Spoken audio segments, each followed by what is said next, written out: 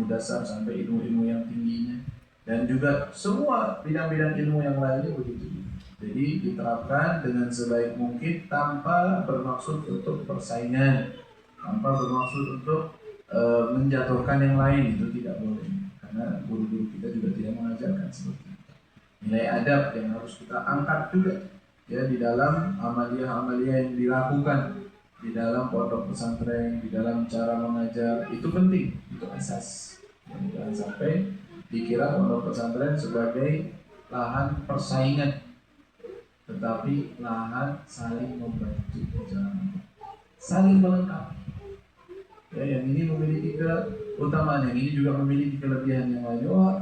Setiap orang melengkapi hal yang perlu untuk dia lengkapi, dan juga setiap orang memiliki ya kemampuan juga masing-masing, tidak semua sama. Ya, jadi saya sangat senang dengan niat yang sudah diniatkan, tinggal diselesaikan atau disempurnakan lagi dengan tahapan-tahapannya, dengan kegiatan-kegiatannya yang insya Allah semuanya sesuai dengan ridha Allah Subhanahu Wa Taala, tidak keluar dari jalannya para salafus saleh. Adapun yang dimintakan oleh Sahibul Bait untuk memberikan ijazah atau semacamnya, sebenarnya saya tidak merasa pantas untuk memberikan ijazah sama sekali, ya, apapun daripada hal tersebut. Tetapi kalau seandainya Allah Subhanahu Wa Taala diizinkan sebagai hanya penyambung lisan, ya, dan saya rasa umumnya ijazah dari guru kami Al-Habib Omar itu mencakup semua orang-orang yang muhibbin, orang-orang yang cinta kepada beliau. Maka kalau seandainya sah daripada penyambungan tersebut, jadi tetap yang memberikan ijazah bukan saya, cuman sekedar menyambung lisan dari Syekhuna Al-Habib Omar bin Muhammad bin Sa'id bin Hafidh dalam ijazah beliau, daripada pembacaan Ratibul Haddad dan juga Khulasah, Al-Khulasah, Khulasatul Madad, atau disebut Al-Khulasah sekarang dengan cetakan baru disebutnya dengan Al-Khulasah, ya, dengan yang dikarang oleh Al-Habib Omar. Itu saya ijazahkan dengan atas nama guru kami Al-Habib Omar yang telah mengijazahkan secara umum juga untuk muslimin muslimat mengamalkan apa yang ada di dalam Al-Khulasah dari semua adkar-adkarnya sebisa mungkin untuk diamalkan. Ya, maka untuk semua ya, berniat dan mengatakan qabilna ijazah dengan niat daripada ijazah dari guru kita Al-Habib Omar bin Muhammad bin Sa'id Al-Habib, dengan satu lisan kita mengatakan qabilna ijazah. Qabilna ijazah atau qabiltul ijazah, ya, tidak apa-apa dengan lafaz-lafaz seperti itu, berarti kita sudah sambung. Ya, sebenarnya sih insya Allah sudah sambung, karena memang mengijazahkan untuk semua orang membacanya dan mengizinkan hal tersebut. Insya Allah ini sebagai tanda penguatan, ya, penguatan aja antara kita. Ya, salah satu amalia adalah Ratibul Haddad, Ratibul Aqas. Kalau dalam waktu-waktu tertentu perlu dibaca-baca, ya, ada senang untuk dibaca Ratibul Haddad dan Ratibul Aqas. Dua-duanya juga di dalam musola dibaca, walaupun yang secara terang-terangan atau sering dibaca rame-rame Ratibul Haddad, Ratibul Aqas juga dibaca, tapi karena kegiatan santri sehingga yang membaca hanya orang-orang khusus saja yang sudah ditunjuk untuk membacanya.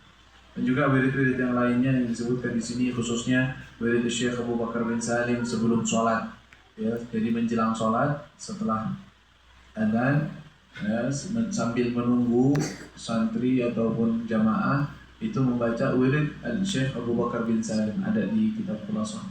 Yang awalnya adalah Allahumma ya azim sultan sampai ke akhirnya. Kemudian ada tasbihatus salah, jadi tasbihnya dibaca subhanallah subhanallah 10 kali, kemudian la ilaha illallah 10 kali, kemudian alhamdulillah 10 kali, kemudian Allahu akbar 10 kali, kemudian istighfar astaghfirullah astaghfirullah 10 kali, kemudian ditutup dengan ayatul kursi Allahu la ilaha illallah. Itu biasa dibaca di dalam mushaf seperti itu sambil menunggu sholat dan menunggu imam datang. Ya, dibaca itu, ya, doanya sekali. Kalau tasbihnya juga sebenarnya sekali, cuman kalau perlu diulang sambil nunggu daripada imam datang. Mereka sibuk dengan membaca tasbihat, ya, tasbih tadi subhanallah subhanallah begitu. Juga semua wirid-wirid yang ada, ya, apalagi nanti kalau sudah ada santrinya, ya, dibaca wirid akhirul lail yang ada doanya dengan ya Allah ya Allah ya Allah, dengan qasidah-qasidahnya, dengan bacaannya, semuanya dibaca ini. ya aurat itu dikit ya, sebisa mungkin nanti pelan-pelan tahapan bertahap ketika sudah ada nanti mulai terbiasa diajarkan biar mereka lancar sedikit demi sedikit nanti bisa. Saya juga begitu, saya merintis pondok pesantren kisaran masuk 5 tahun lah sampai sekarang. Itu awalnya ya begitu, cuman ada santri ada 6 aja, ya 6 saja. Bangunan belum ada, baru bangunan rumah kita saja, tidak ada rumah. Akhirnya kita sekap, kita buat kamar santri bagian depan rumah.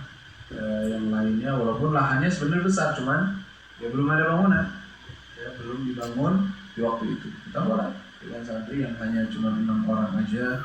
Kita mulai dengan kegiatan sholat berjamaah, kegiatan belajar mengajar sebisa mungkin. Karena sudah ada juga ustadznya di waktu itu, sudah ada satu ustadz untuk menjaga mereka dan mengajarin mereka.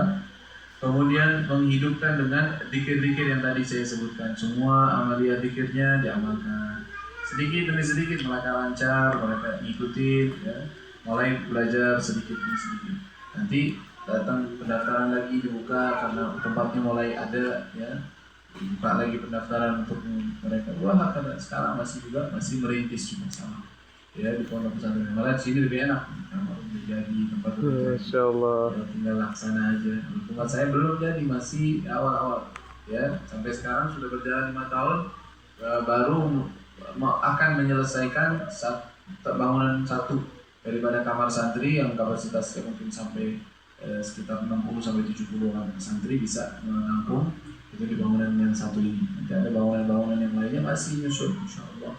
Ya, dan minta doa juga dari jamaah ya sekalian untuk mudah-mudahan Allah mudahkan juga ya pembangunan pondok pesantren kami di kota Sukabumi, di Sukabumi, Kabupaten Sukabuminya, Jawa Barat, ya. Dan kita mendoakan juga sahabat berhajah.